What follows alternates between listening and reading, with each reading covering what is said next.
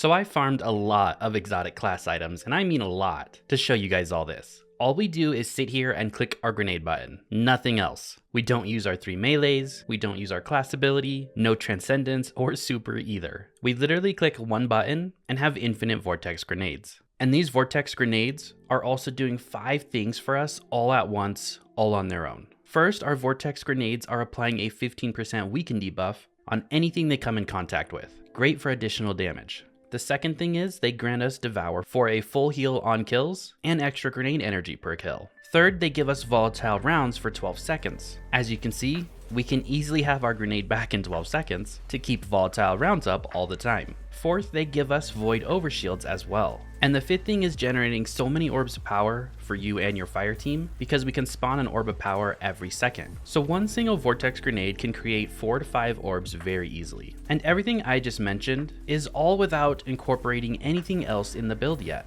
with our other abilities or a second aspect. And that's not even incorporating a second exotic perk on the class item. It's every Warlock's dream to throw grenades like this, and the icing on the cake is that you don't need an exotic class item to make this work, which is pretty crazy. Grenade hits alone give you about 75% of your grenade back, and this just gets better and harder content because grenade hits count, not just kills. So on the Prismatic Warlock, everything starts with that vortex grenade. Like I said earlier, we pair it with the first aspect called Feed the Void. When we defeat a target with any ability, we're granted devour, full heal on kills, and a bunch of grenade energy on kills. We pair it with Facet of Dominance. Your void grenades weaken targets. That's where we get that 15% weaken debuff on void grenade hits.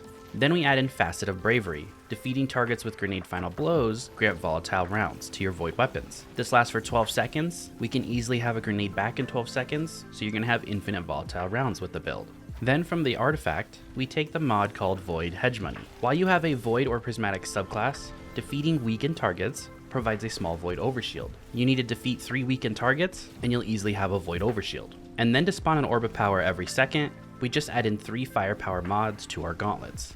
So when you combine those things that I just went over with that vortex grenade, that's how we get the whole chain moving. Now let's talk about getting that grenade energy back on hits. I got a class item with Spirit of the Osmiomancy. So in that first column, the perk is your grenades recharge quicker on hits. The Seeker spawn from Cold Snap grenades travel further. So this actually counts with any type of grenade on the Warlock, and anything that can hit multiple times is going to be better with this. So on something like a Storm Grenade, the lightning strikes do count, but you got to make sure those lightning strikes hit. Whereas with Vortex Grenade, it continuously hits or damages a target that it's on. So even something like a champion is going to give you roughly about 70% of your grenade back just for hitting that champion. That's like the old Controverse hold days, like pre-nerf Controverse hold, which is amazing. And the cool thing about this too, if you just have the exotic Osmiomancy gloves, go throw those on, and it's actually working with this as well. So you technically don't even need an exotic class item to make this work. I went and tested it myself. Actually, the gameplay in the Lost Sector against the Ogre, that's just with Osmiomancy gloves on. So it definitely works. And then the second exotic perk I got on my exotic class item was Spirit of Synthoceps. Now it's not the exact perk I want here, but this does improve my melee damage when you're surrounded. So I actually chose to take the build in a different route with this and go with the second aspect called Lightning Surge.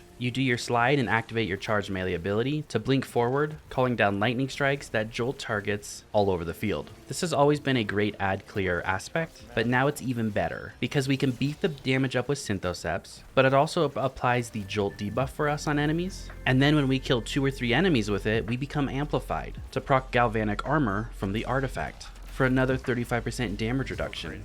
And then you can boost that damage up with something like Shield Crush. While you have Void Overshields, your melee recharges faster and deals increased damage. And then same with our grenade. While we are amplified or radiant, your grenade recharges faster and deals increased damage. And we're amplified from the slide, and you can also become radiant for picking up orbs of power, which is radiant orbs. While you're on Prismatic, picking up an orb of power makes you radiant for 10 seconds. Then for the last 3 fragments, we pair it with Facet of Protection, so we get another damage reduction near those enemies. Facet of Sacrifice, while you have an Arc, Solar, or Void buff, ability final blows grant bonus Darkness Transcendence energy. As you guys can see in the boss room, I only use my super and my transcendence most of the time on the boss. I don't even know if I shoot the boss with an LMG, honestly, because I'm either doing the great damage with my super, I'm doing the great damage with transcendence, and just lightning strike over and over, proccing the Synthoceps. And then I am using the super Song of Flame, and don't quote me on this, but I am 90% sure that the melee within the super that you shoot out like 8 projectiles at that melee. I'm pretty sure that is buffed by Synthoceps, and I'm pretty sure the ignition damage is buffed by Synthoceps. And then the last fragment is going to be Facet of Balance. Rapidly defeating targets with light damage grants melee energy, and that's mainly just to keep our melee energy a little higher. You could replace that with something else if you want, but once you go Transcendence, you just throw that freezing grenade out that's eventually going to freeze an enemy and then suppress the enemy, and then you just lightning strike over and over because you get it back so fast. On the mods on the helmet, just take an Ashes to Assets, and then a Strand Siphon and a Void Siphon to make Orbs of Power on weapon double kills. On the gauntlets, 3 firepower mods. On your chest piece, that's your damage reduction mods, so match what activity you're doing. And then on the boots, you can go weapon surges or orbs of power.